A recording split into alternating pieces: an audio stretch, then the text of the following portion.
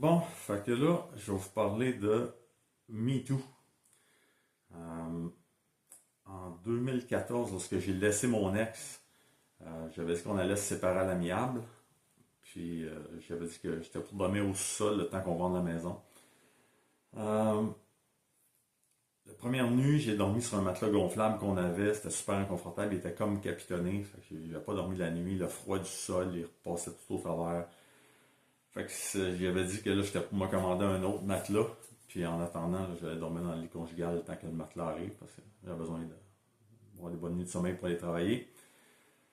Euh, Soit le matin suivant ou l'autre d'après, là, dans ces jours-là, là, soit le 19 ou 20 décembre 2013. Euh, je me suis réveillé vers 5-6 heures du matin. Mon ex était par-dessus moi, elle me chevauchait. J'avais mon érection matinale, elle tenait mon pénis dans sa main, puis elle essayait de l'insérer dans son vagin.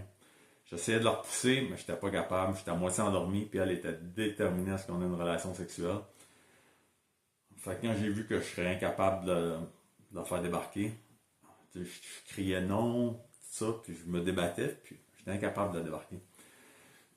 Fait à un moment donné, j'ai juste décidé, bon, je vais la laisser faire ce qu'elle veut faire, puis ça va finir là, t'sais.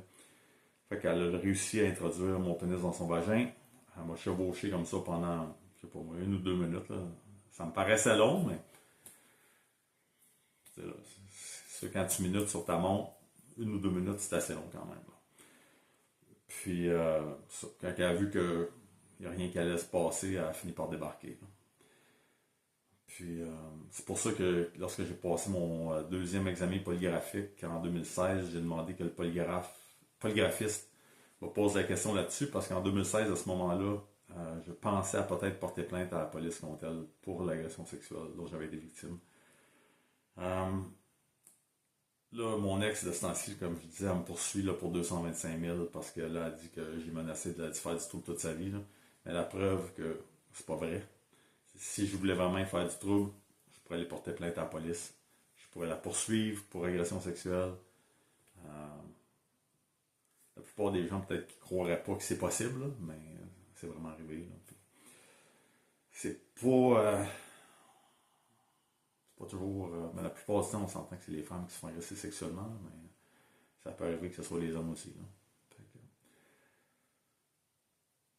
c'est ça qui est pour le MeToo, puis de démontrer là, que mon ex, c'est pas une victime, c'est tout le contraire. Euh, c'est ça. C'est ce qui s'est passé là, en décembre 2013.